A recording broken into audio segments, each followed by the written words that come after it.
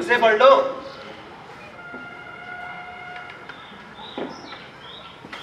A friend in need is friend indeed. A friend in need is friend indeed. A friend in need is friend indeed. A friend in need is friend indeed. A friend in need is friend indeed. A friend in need is friend indeed. Ding na ding na ding na dang. Ding do ding do ding dong dong. Ding do ding do. इस तरह अंग्रेजी पढ़ोगे? अगर इस तरह अंग्रेजी पढ़ोगे ना तो जिंदगी भर अंग्रेजी पढ़ते रह जाओगे, हर एक हर्फ नहीं आएगा। अरे अंग्रेजी पढ़ना कोई हंसी खेल की बात है कि जो चाहे पढ़ ले। नहीं ऐरा गहरा नत्तू गहरा सभी अंग्रेजी के विद्वान हो जाते। अरे यहाँ रात दिन आंखें फोड़नी पड़ती है, खून जलाना पड़ता है अपना, तब जाकर ये विधा आती है। और आती भी क्या है, कहने को आ जाती है। बड़े बड़े विद्वान शुद्ध अंग्रेजी में लिख नहीं सकते। अरे बोलना तो बहुत दूर की बात है। और मैं कहता हूँ कि तुम कितने बड़े लोग हो जो मुझे देखकर भी सबक नहीं लेते। और मैं कितनी मेहनत करता हूँ, तुम अपनी आंखों देखते हो और नहीं देखते तो तुम्हारी आंखों का कसूर है, तुम्हारी बुद्धि का कसूर है। अरे इतने मेरे तमाशे होते हैं, तुमने मुझे कभी देखने जाते देखा?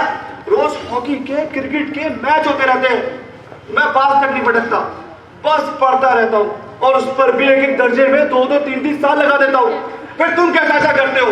यूं खेल कूद में वक्त दबाकर पास हो जाओगे। अरे मुझे तो चलो एक तो साल ही लगते हैं, तुम तो सारी उम्र एक ही दर्जे में पढ़े सड़ते रहोगे। और इस तरह उम्र गंवानी है ना तो एक काम करो, गाँव चले जाओ, वहाँ मजे में गुल्ली डंडा खेलो। क्यों दादा की गाड़ी कमाई के रुपए को बर्बाद कर रहे हो? भाई साहब जाओ। और सुनो, खाने का वक्त हो गया है, पैसा यार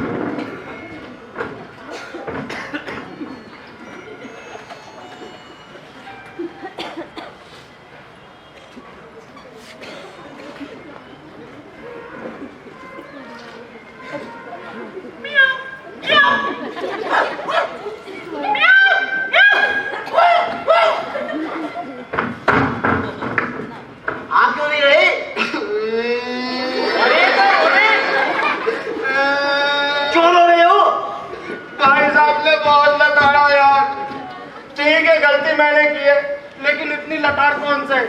भाई साहब ना उपदेश देने की कला में निपुण है। ऐसी ऐसी लगती बातें कहते हैं, ऐसे ऐसे शुक्ति बाण चलाते हैं कि जिगर के टुकड़े टुकड़े हो जाते हैं और हिम्मत टूट जाती है। इस तरह जान तोड़कर मेहनत करने की शक्ति मैं अपने में नहीं पाता हूँ और इस निराशा से उदास होकर ये सोचने लगता हूँ कि क्यों ना मैं घर चला जाऊं। अरे जो काम मेरे बूते के बाहर है उसमें हाथ डालकर अपनी जिंदगी खराब क्यों करूं? मुझे अपना मूर्ख रहना मंजूर है, लेकिन इतनी मेहनत से तो मुझे चक्कर आने लगते हैं। चक्कर।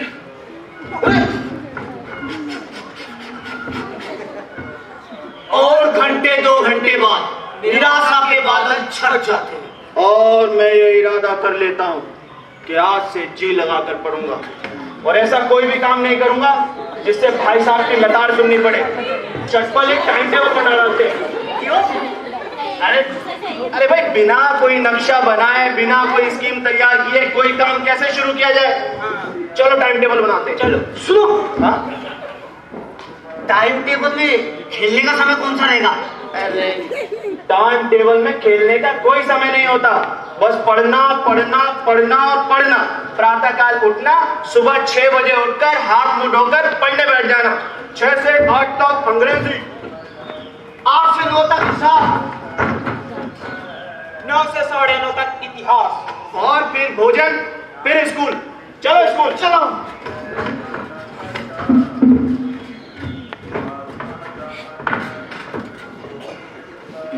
और 3:30 बजे स्कूल से वापस आकर आधा घंटा आराम। उठो। 4 से 5 भूगोल, 5 से 6 तक ग्रामर और 6 से 6:30 बजे तक आधा घंटा हॉस्टल के बाहर टहलना बड़े भाई साहब के साथ।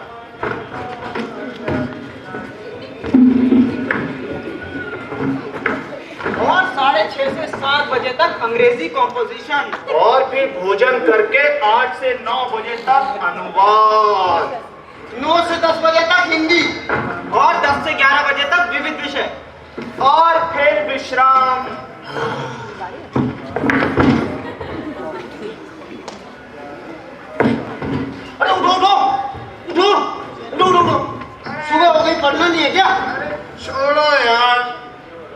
हुआ?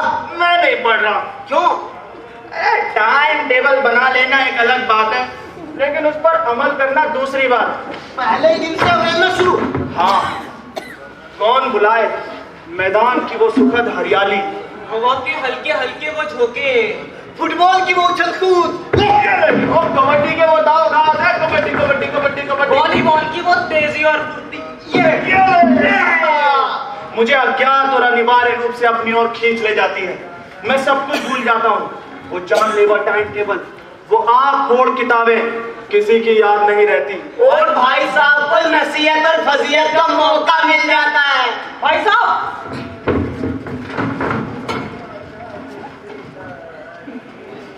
मैं उनके साए से भी भागता, उनकी नजरों से दूर रहने की कोशिश करता, कमरे में इस तरह दबे पांव अंदर जाता कि भाई साहब को खबर ना हो। भाई साहब की नजर मुझ पे पड़ी और मेरी जान निकली। सदैव सर पर एक नंगी तलवार लटकती हुई प्रतीत होती। टंग टंग टंग टंग टंग। लेकिन जिस तरह मौत और विपत्ति के बीच आदमी मोह माया के बंधन में जकड़ा रहता है, मैं भी भाई साहब की फटकार और घुड़कियां खाकर भी खेल कूद का तिरस्कार नहीं कर सकता हूँ। अरे सालाना इम्तिहान। अरे हाँ, सालाना इम्तिहान भी तो है। चलो चलो चलो।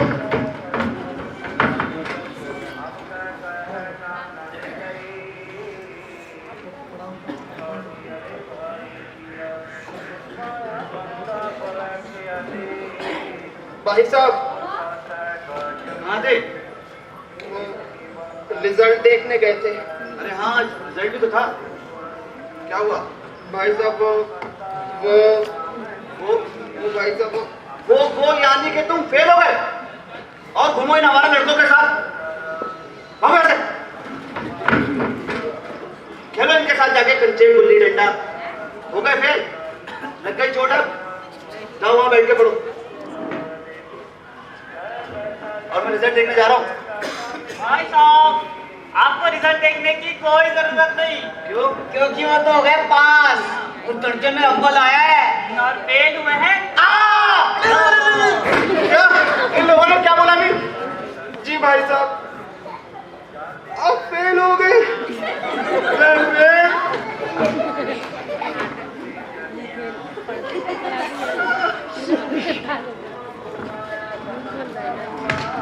अब तो तेरे और तेरे भाई साहब के बीच में 2 ही साल का अंतर रह गया। हाँ यार, सही कह रहा है जी। मैं आ रहा भाई साहब को आड़े हाथों लूं और कहूं, कहाँ गई आपकी वो घोर तपस्या? मुझे देखिए, खेलता कूदता भी रहा और दर्जे में अव्वल भी आया हूं। लेकिन यार, भाई साहब इतने दुखी और उदास है कि मुझे तो उनसे दिली हमदर्दी हो रही है और उनके घाव पर नमक छिड़कने का विचार ही लज्जास्पद जान पड़ रहा है।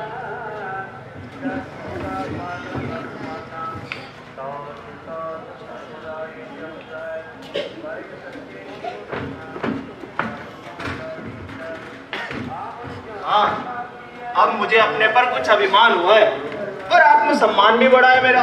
और भाई साहब ने फिर से फजीयत की तो क्या दिल मजबूत है? साफ कह दूंगा, आपने अपना खून जलाकर कौन सा बड़ा तीर मार लिया? मुझे देखिए, खेलता कूदता भी रहा और दर्जे में अव्वल भी हूँ। अरे भाई साहब, कौन जबान से एकड़ी चटाने का साहस तो है नहीं, वो बातें करता बड़ी बड़ी। ये भाई साहब, वो भाई साहब। हाँ यार, लेकिन मेरे रंग ढंग से साफ जाहिर हो जाता है कि भाई साहब का वो आतंक मुझ पे नहीं रहा और भाई साहब ने इसे भांप लिया है। उनकी सहज बुद्धि बहुत ही तीव्र है। अच्छा छोड़ो ये सब, हाँ। गुल्ली डंडा खेलो। पहल मेरी। ना ना ना, पहल मेरी ना, पहल मेरी, पहल मेरी ना, मेरी रहेगी। देखो, गुल्ली भी मेरी, डंडा भी मेरा और पहल भी मेरी। नहीं, पहल मेरी। ना ना, फिर मैं नहीं खेल रहा। लेते हैं। चल बुक लेते लेते हैं। बता। चल। आए आए आए।